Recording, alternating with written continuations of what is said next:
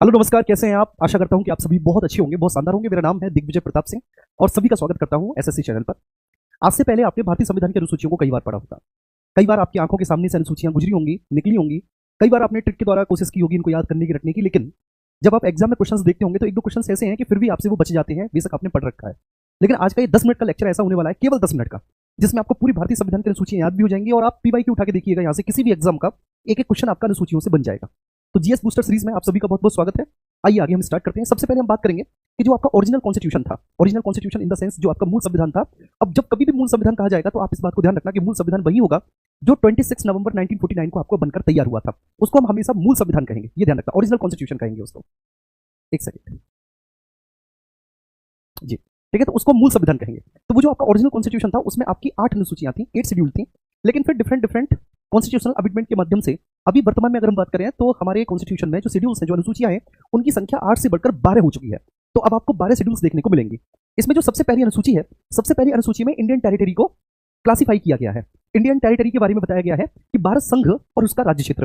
तो इसमें बोला है कि भारत संघ जो है वो 28 राज्य और 8 संघ राज्य क्षेत्रों से मिलकर बना है। मतलब इसमें 28 स्टेट है और 8 यूटी है। अब ये जो स्टेट और यूटी है तो इनका जो विस्तार है, इनकी जो सीमा है, ठीक है, उसके बारे में भी यहाँ पर निर्धारित किया गया है, उनके बारे में भी यहाँ पर आपसे डिस्कस किया गया है। तो सबसे पहला तो यही है आपका जो फर्स्ट शेड्यूल है, पहली अनुसूची। मतलब पहली अनुसूची में भारत संघ के बारे में और उसके राज्य क्षेत्र के बारे में बताया है। अब हमेशा आपको ध्यान रखना कि जब कभी भी कहा जाएगा ना टेरिटरी ऑफ इंडिया, तो आप कहेंगे टेरिटरी ऑफ इंडिया में 28 स्टेट और 8 यूनियन टेरिटरी है। इनसे मिलकर आपकी टेरिटरी ऑफ इंडिया बनती है, भारत का राज्य क्षेत्र बनता है। अब इसमें दो चीजें हैं, संघ राज्य क्षेत्र का जो प्रशासन होगा वो केंद्र के पास होगा और राज्यों का प्रशासन राज्यों के पास होगा। अब ये जो राज्यों का क्षेत्र है, संघ राज्य क्षेत्र, उनकी सीमा इत्यादि के बारे में सब कुछ जो बोला है वो फर्स्ट शेड्यूल में बोला है, पहली अनुसूची में बोला है। अब ये जो दूसरी अनुसूची है, ये ध्यान रखना आप कभी भी। देखो, अब दूसरी और तीसरी अनुसूची में हमें कई बार कंफ्यूजन हो जाता है। वो ये हो जाता है कि सब कौन सी ऐसी शेड्यूल है जिसमें सैलरी और अलाउंसेस की बात की गई है और कौन सी ऐसी शेड्यूल है जिसमें ओथ एंड अफर्मेशन की बात कही गई है। तो ये एक डाउट होता है। मैं आपसे एक छोटी सी बात बोलता हूं कि आप एसएससी के एग्जाम की तैयारी कर रहे हैं और जब कभी भी आपका नोटिफिकेशन आता है तो नोटिफिकेशन के आधार पर आप जो है ना इस बात को जज करते हैं कि आपको किस पोस्ट को लेना है, किस जॉब में आपको जाना है। तो वहां पर आप देखते हैं कि वहां पर पहले से ही सैलरी और अलाउंसेस लिखी हुई होते हैं कि आपकी जो नौकरी है वो इस ग्रेड पे की है, बोलो है कि नहीं। तो आप फिर हाँ कि भाई आपको जो है इस ग्रेड पे वाली नौकरी को लेना है, और जब आप इस बात को निर्धारित करते हो कि आपको पर्टिकुलर इस जॉब को लेना है तो फिर आप उसके लिए अप्लाई करते हो। यही बात है ना। जिस दिन आप एग्जाम क्लियर कर दोगे, सारी फॉर्मेलिटी हो जाएंगी, तो उसके बाद फिर जब आप सर्विसेज में जाओगे तो सर्विसेज में जाने के बाद आपकी ट्रेनिंग होगी और ट्रेनिंग के बाद पहले दिन जब आप अपने वर्क प्लेस पर आएंगे तो एक ओथ दिलाई जाएगी आपको। शायद हो सकता है मे बी वो ट्रेनिंग के दौरान या उसके बाद, और वो ओथ होगी कि आप पूरी ईमानदारी से काम करेंगे और इंडियन कॉन्स्टिट्यूशन के प्रति आप जो है अपना सम्मान प्रकट करेंगे। ये सारी चीजें। तो इसका मतलब क्या है कि पहले सैलरी और अलाउंसेस वो क्लियर होता है और उसके बाद फिर ओथ एंड अफर्मेशन होती है। तो ये ध्यान रखना है कि दूसरी अनुसूची तीसरी से पहले आती है। तो जो सेकंड शेड्यूल है, सेकंड शेड्यूल में सैलरी और अलाउंसेस के बारे में बात कही गई है, और जो थर्ड शेड्यूल है उसमें आपकी ओथ एंड अफर्मेशन की बात कही गई है। ये बात आप समझ में रखेंगे, याद रखेंगे सभी लोग, प्लीज एक बार बताएंगे, है ना। तो यहाँ पर देखो, सेकंड शेड्यूल में सैलरी एंड अलाउंसेस के बारे में बात कही गई है। तो किस किस की सैलरी? भारत के राष्ट्रपति की, सभी राज्यों के जो राज्यपाल हैं उनकी, लोकसभा स्पीकर और लोकसभा के डिप्टी स्पीकर, राज्यसभा के सभापति और राज्यसभा के उपसभापति। अब यहाँ पर ध्यान रखना, उपराष्ट्रपति की सैलरी के बारे में नहीं है सेकंड शेड्यूल में, क्योंकि उपराष्ट्रपति एज उपराष्ट्रपति नॉन सैलरीड पर्सन है। उसको जो सैलरी मिलती है ना वो इस बात की मिलती है कि वह राज्यसभा का चेयरमैन है। भारतीय राज्यों की विधानसभाओं के अध्यक्ष और उपाध्यक्ष, ठीक है, विधान परिषदों के सभापति और उपसभापति, यहाँ पर सुप्रीम कोर्ट और हाई कोर्ट के जो जजेस हैं और प्लस सीएजी, इनकी सैलरी और अलाउंसेस के बारे में है। तो मोटा मोटा अगर आपसे कहा जाए कि राष्ट्रपति, सभी राज्यों के राज्यपाल, लोकसभा, राज्यसभा, राज्यों की विधानसभा, विधान परिषद के जो अध्यक्ष और उपाध्यक्ष है या फिर जो चेयरपर्सन और वाइस चेयरपर्सन है, उनकी सैलरी और अलाउंसेस के बारे में यहाँ पर चर्चा कर रखी है। सुप्रीम कोर्ट और हाई कोर्ट के जजेस की सैलरी और अलाउंसेस के बारे में चर्चा है, और जो आपके सीएजी है, controller and auditor general of India है, उसकी सैलरी के बारे में यहाँ पर चर्चा है। अब थर्ड शेड्यूल में जैसे कि मैंने आपसे बोला कि वहां पर क्या होगा, ओथ एंड अफर्मेशन। तो ओथ एंड अफर्मेशन किसकी, ये ध्यान रखना, जितने भी केंद्रीय मंत्री हैं, ठीक है, जितने भी आपके सेंट्रल मिनिस्टर हैं, सेंट्रल मिनिस्टर सारे, प्लस जैसे अगर आप एमपी का चुनाव लड़ने जा रहे हैं, बहुत अच्छे से आपको समझना है, यदि आप एमपी का चुनाव लड़ने जा रहे हैं, और प्लीज बी फोकस्ड हियर, यदि आप एमपी का चुनाव लड़ने जा रहे हैं या फिर आप एमएलए का चुनाव लड़ने जा रहे हैं, तो चुनाव लड़ते समय जब आप अपना नॉमिनेशन फिल करते हैं, वहां पर जब आप जो आपको चुनावी पत्र मिलता है, जब आप उसको फिल करते हैं, तो चुनावी पत्र के फिल करते समय भी आपको एक ओथ लेनी पड़ती है। ठीक, बेशक अभी आप चुने नहीं गए, बस केवल व केवल आप एक शपथ पत्र दाखिल कर रहे हैं, तो वहां पर भी आपको ओथ लेनी होगी। तो संसद चुनाव के उम्मीदवार, ठीक है ना, संसद चुनाव के साथ साथ जो राज्य विधानमंडल है उनके चुनाव के उम्मीदवार भी, संसद के चुनाव के साथ साथ जो राज्य विधानमंडल के चुनाव है उनके उम्मीदवार, क्लियर है। इसमें जो सांसद होंगे उनको, और फिर जो राज्य विधानमंडल के सदस्य मतलब जो विधायक है, एमएलए, एमएलसी, वो भी, सुप्रीम कोर्ट के जितने भी जजेस हैं, हाई कोर्ट के जितने भी जजेस हैं, ठीक है। और ये ध्यान रखना है आपको कि सीएजी और प्लस जो राज्य मंत्री है, मतलब यहाँ पर तो केंद्रीय मंत्री है, यहाँ पर राज्य मंत्री है, यहाँ पर सांसद है, यहाँ पर विधायक है, यहाँ पर उम्मीदवार है संसद चुनाव के, यहाँ पर राज्य विधानमंडल चुनाव के उम्मीदवार है, सुप्रीम कोर्ट के जजेस, हाई कोर्ट के जजेस और सीएजी के द्वारा जो भी ओथ एंड अफर्मेशन ली जाएगी उसके बारे में चर्चा है। फिर फोर्थ शेड्यूल है, फोर्थ शेड्यूल में अब देखो, जो राज्यसभा है आपकी, राज्यसभा आपका अपर हाउस है। अपर हाउस होने के बाद बावजूद भी ये सेकंड चैंबर है, द्वितीय सदन है, लेकिन विभिन्न राज्यों से राज्यसभा में कितने सदस्य जाएंगे उनका जो पूरा लिस्टिंग कर रखी है वह चौथी अनुसूची में की हुई है। आई बात समझ में? तो चौथी अनुसूची में फोर्थ शेड्यूल में क्या है कि डिफरेंट डिफरेंट स्टेट से, विभिन्न विभिन्न राज्यों से राज्यसभा में जो सदस्य जाते हैं तो उनकी संख्या कितनी होगी, उनकी संख्या कितनी होगी, इस बात का निर्धारण फोर्थ शेड्यूल में किया गया है। और हमेशा ध्यान रखना कि राज्यसभा के जो सदस्य होते हैं उनको वोट एमएलए करते हैं, जो राज्य विधानसभा के सदस्य होते हैं। तो एमएलए राज्यसभा के लिए वोट करेंगे, राज्यसभा के सदस्यों के लिए 5वीं अनुसूची में जो अनुसूचित क्षेत्र है और जनजातीय क्षेत्र है उनके प्रशासन और नियंत्रण से संबंधित प्रावधान है। ये फिफ्थ शेड्यूल है। फिफ्थ शेड्यूल में जितने भी शेड्यूल्ड एरिया हैं प्लस शेड्यूल्ड ट्राइब्स एरिया हैं उनके एडमिनिस्ट्रेशन और उनके नियंत्रण से संबंधित जो भी प्रावधान है वो फिफ्थ शेड्यूल में। सिक्स्थ शेड्यूल में आपको याद रखना है ATMM, ATMM, असम, त्रिपुरा, मेघालय और मिजोरम। ठीक है, अब ये जो असम, त्रिपुरा, मेघालय और मिजोरम के स्पेशली वो वाले क्षेत्र, ठीक है, जहां पर ट्राइब्स की संख्या देखा है, जिनको जनजातीय क्षेत्र हमने घोषित किया है, उनके प्रशासन से संबंधित प्रावधान है ना। अब इसके बाद हम बात करेंगे कि सेवंथ शेड्यूल है।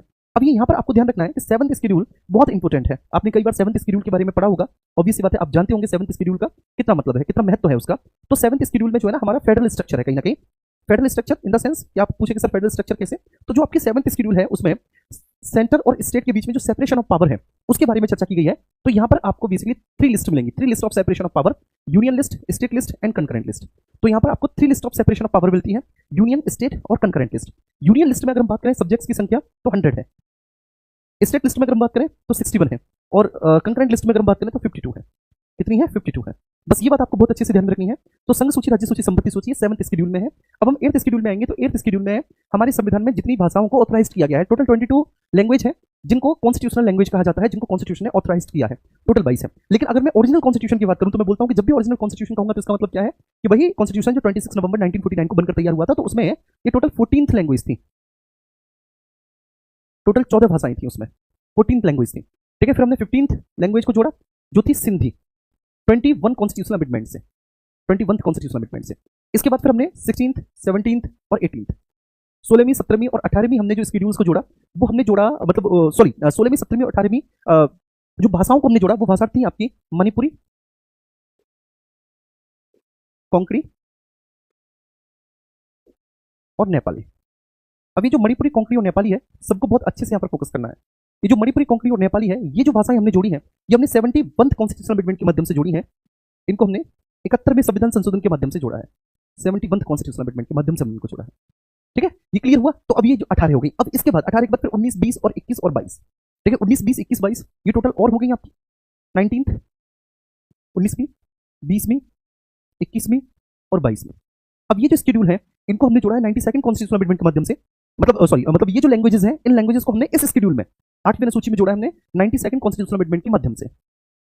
अब ये कौन कौन सी हैं लैंग्वेजेस जो जोड़ी गई हैं? बोडो, डोगरी, मैथिली और आपकी संथाली। बोडो, डोगरी, मैथिली, संथाली, ये 92nd कॉन्स्टिट्यूशनल अमेंडमेंट के माध्यम से, ठीक है, इनको जोड़ा है। तो क्या मेरी ये बात समझ में आ रही है सभी को? ये बात क्लियर है? यहाँ तक कोई इशू तो नहीं किसी को किसी भी तरह का? तो यहाँ पर आप देखेंगे ये जो है ना ये कुछ भाषाएं हैं, 22 आधिकारिक भाषाएं हैं जो आपके इस शेड्यूल में है। ठीक है, टोटली 22 है। अब इसमें सिंधी को हमने जोड़ा है 21 कॉन्स्टिट्यूशनल अमेंडमेंट के माध्यम से, बोडो, डोगरी, मैथिली, संथाली इसको हमने 92nd कॉन्स्टिट्यूशनल अमेंडमेंट के माध्यम से जोड़ा है, मणिपुरी, कोंकणी और ये जो नेपाली है इसको हमने 71 कॉन्स्टिट्यूशनल अमेंडमेंट के माध्यम से जोड़ा है, उसके द्वारा हमने इसको जोड़ा है। Is that clear to everyone? मतलब होगा क्लियर, इतना तो हमारी समझ में आता है ये बात जी। ठीक है, तो 14 ही लैंग्वेज थी, 15वीं हमने सिंधी, फिर 16वीं, 17वीं, 18वीं को एक साथ और फिर इन 4 को हमने एक साथ जोड़ा। अब इसके बाद जो 9th शेड्यूल है इसको हमने फर्स्ट कॉन्स्टिट्यूशनल अमेंडमेंट के माध्यम से जोड़ा है, जो पहला संविधान संशोधन है उसके माध्यम से नवीं अनुसूची को जोड़ा है। अब इस नवीं अनुसूची में एक्चुअली है क्या 9th शेड्यूल में, ये है कि जो भी हमने 9th शेड्यूल में सब्जेक्ट शामिल कर दिया, ठीक है, तो उन सब्जेक्ट्स को आर्टिकल 14, 19 और आर्टिकल 31 के उल्लंघन के आधार पर एक तरह की सिक्योरिटी प्राप्त है। तो वैसे तो इसको कहा जाता है कि कुछ विधियों का विधिमान्यकरण, और इसमें बेसिकली लैंड रिफॉर्म से संबंधित एक्ट्स और रेगुलेशंस है, इसमें लैंड रिफॉर्म से संबंधित है। मतलब अगर हम डीपीएसपी को उपलब्ध कराना चाह रहे हैं, जिस डीपीएसपी में सामाजिक आर्थिक न्याय, सोशल इकोनॉमिक जस्टिस का जो है वह आइडियल है, मूल आदर्श है, तो अगर हम सामाजिक आर्थिक न्याय स्थापित करना चाह रहे हैं, एक पब्लिक वेलफेयर स्टेट स्थापित करना चाह रहे हैं, तो ऐसे में हमें उन लोगों के पास जिनके पास भूमि का एक बहुत बड़ा हिस्सा है उस हिस्से को एक्वायर करके उन लोगों के बीच में बांटना होगा जिनके पास भूमि का एक छोटा सा भी हिस्सा नहीं है। तो ऐसा जब करते थे कि भूमि के बहुत बड़े हिस्से को जिन लोगों ने रखा है, जब उनकी लैंड को एक्वायर करते थे तो उनका वहां पर एक मौलिक अधिकार जो है वो ब्रीच होता था, वो था द राइट ऑफ प्रॉपर्टी। ये फंडामेंटल राइट था प्रॉपर्टी का। तो फिर उसी फंडामेंटल राइट प्रॉपर्टी का जो, और वो इस केस में वहां पर चले जाते थे, कोर्ट चले जाते थे। तो बस इसीलिए हमने इस 9th शेड्यूल को जोड़ा, फर्स्ट कॉन्स्टिट्यूशनल अमेंडमेंट के आधार पर हमने इसको जोड़ा था।